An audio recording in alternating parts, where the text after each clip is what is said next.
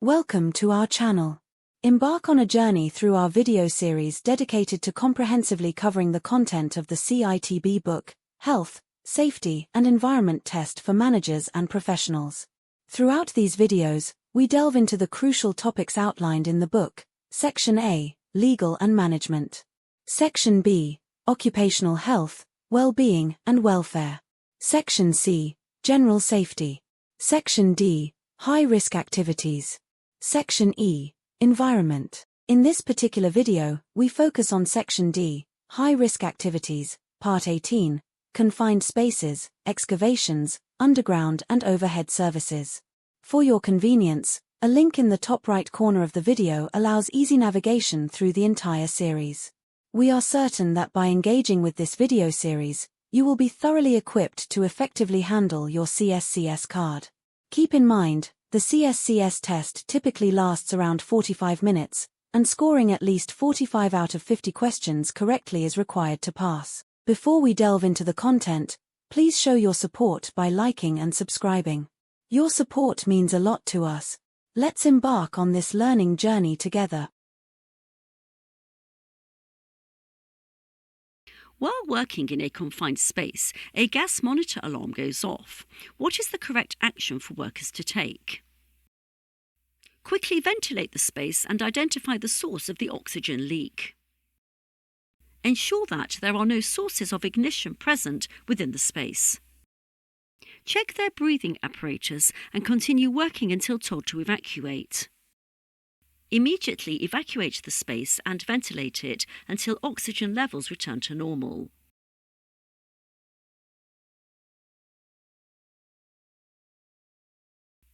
When checking for underground services, the plans provided by utility companies should only be used as a guide because ground-penetrating radar surveys are used to identify accurate locations of services and connections on plans and drawings.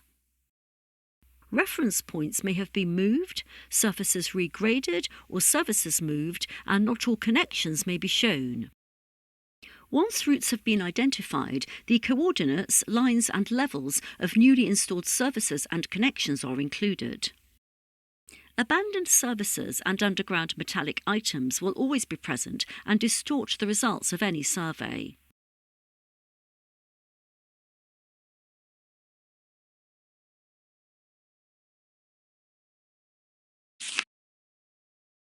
A conventional cable avoidance tool, CAT, will not locate which one of the following: electricity cables, telecommunications cables, lead water pipes, plastic gas pipes.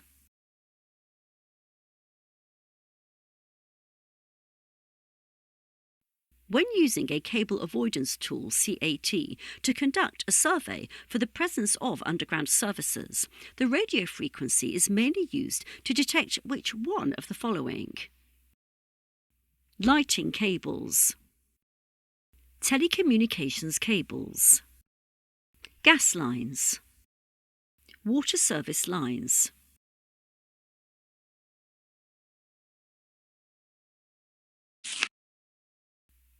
When using a cable avoidance tool, CAT, to locate underground services, a generator can be attached to an exposed part of a pipe or cable for which one of the following reasons: to detect hidden elements like flat metal covers and joint boxes, to check a wider area where there are underground services, to provide a signal for the CAT to track the line of services, to provide a signal for the CAT to accurately locate plastic pipes.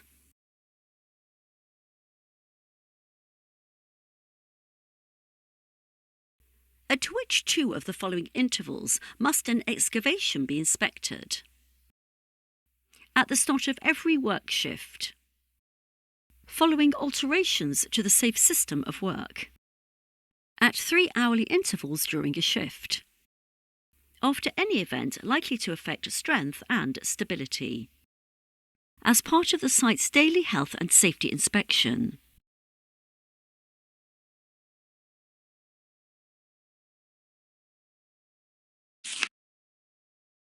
Stage 2 of the following must be in place to enable work to be carried out safely in a confined space.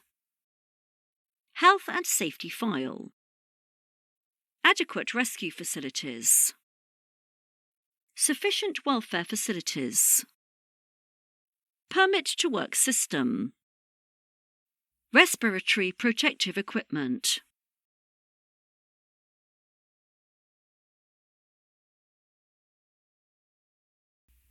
An essential feature of a permit to work for a confined space is the identification of safety inspections for equipment, personal hand tools that can be used, competent rescuers for a specific job, who may authorise particular jobs.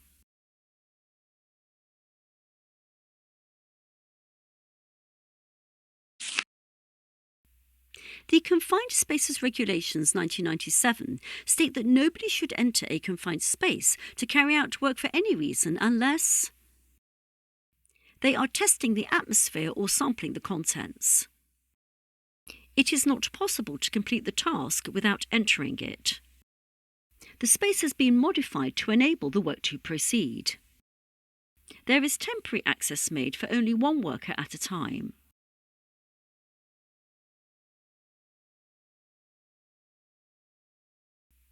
When carrying out work that is near to overhead cables, who must be contacted before work starts?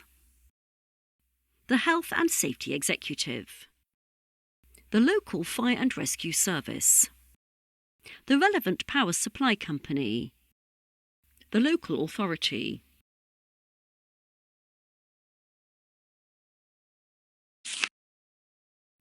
To assess an individual's fitness and suitability for working in confined spaces, a competent person could consult a medical professional, health and safety manager, trade union representative, appointed first aider.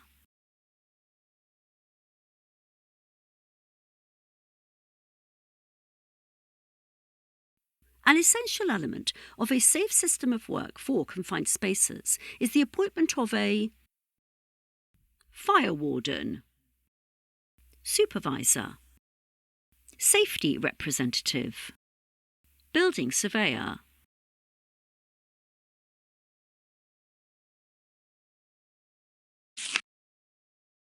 Emergency arrangements for confined spaces will depend on the risks. Which of these would not be a main consideration? Rescue equipment, communications, warning signs, resuscitation equipment.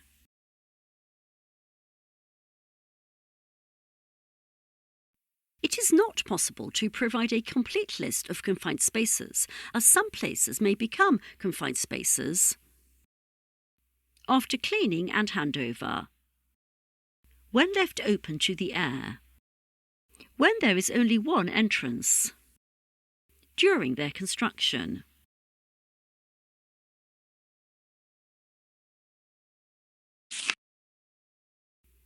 To prevent against falling materials injuring workers inside excavations, what should be in place?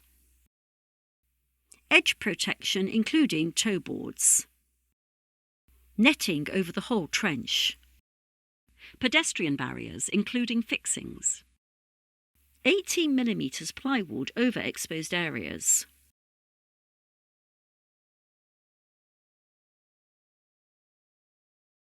The best way to provide a safe means of access into an excavation would be with a trench box, secured ladder, side support, fixed trestle.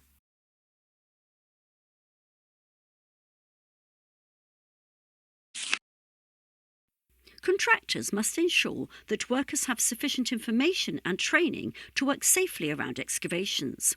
They must also provide high visibility cover rails, hot food and drinks, supervision of the work, medical surveillance.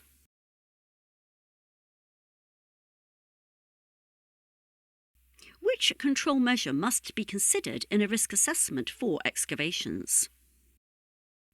installing remote monitoring, additional training for workers, supplying breathing apparatus, inspections by a competent person.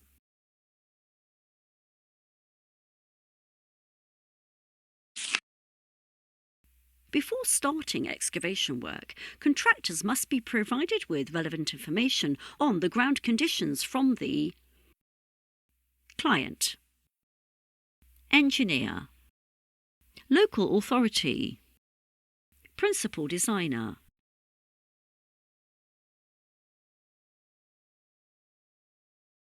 If timber has been used in an excavation for shuttering, it should be checked regularly as it can conduct electricity, dry out and shrink, release toxins, rust and shatter.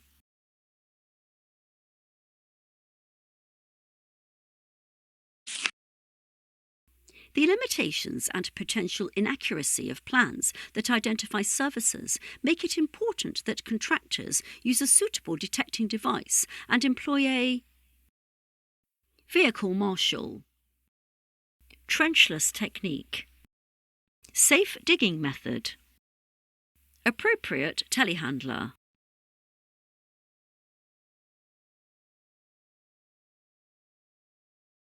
Due to a chance of unexpected obstructions and differing ground conditions, workers in excavations must be given extra rest breaks, continually supervised, using rescue harnesses, trained and competent.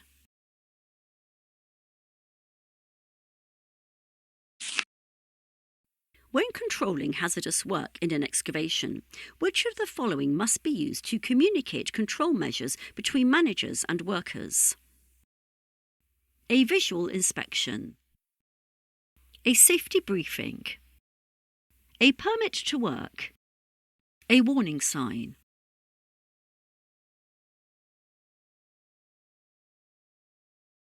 To mitigate health and safety risks posed by electrical cables and to find them before excavation work can start, what must be carried out? A detailed survey of the area to identify the position of the cables. A review of the plans and site records with the subcontractor. Driving of metal rods into the ground to discover the cables. Searching with a mini digger to detect the identification tapes.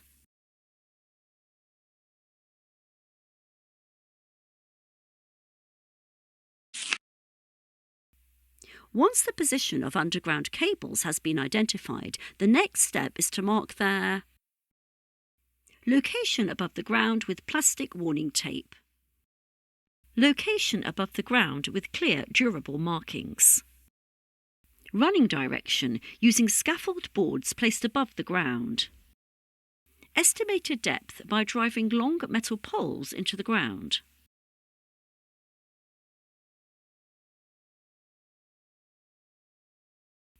When working near overhead power cables, it must be assumed that they are dead, safe, live, low voltage.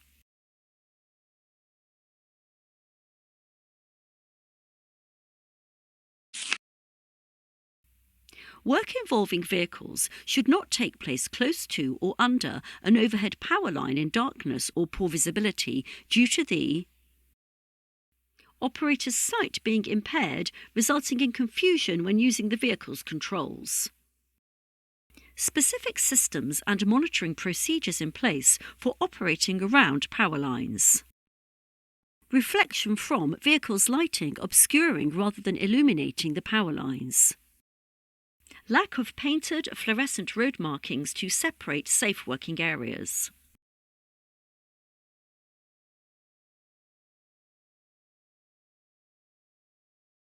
Plans and drawings showing the locations of underground services should be considered as historical documents that cannot be fully relied upon, and you should be careful when reading them. Is this correct? No, utility companies' ground-penetrating radar surveys are used to identify accurate locations of services and connections on plans and drawings. Yes, reference points may have been moved, surfaces regraded, or services moved without authority, and not all connections may be shown. No, once routes have been identified, the coordinates, lines and levels of newly installed services and connections are included. Yes, changes in colour of the surface material, sometimes known as tracks, will indicate where a service trench can be found.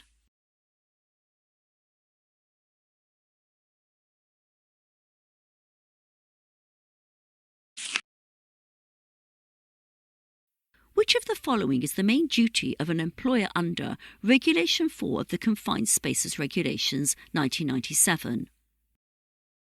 Testing the atmosphere or sampling the contents of confined spaces from outside using appropriate long tools and probes.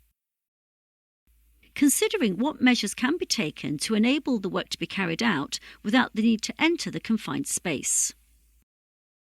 Modifying the confined space itself to avoid the need for entry or to enable the work to be undertaken from outside the space. Using remote visual inspection (RVI) to carry out examinations, but only if this will provide the same results and safeguards as entry would.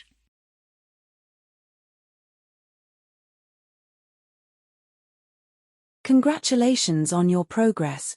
Every step brings you closer to your goals. Keep embracing knowledge until you achieve your desired success. Look for the link in the top right corner to seamlessly transition to the next video.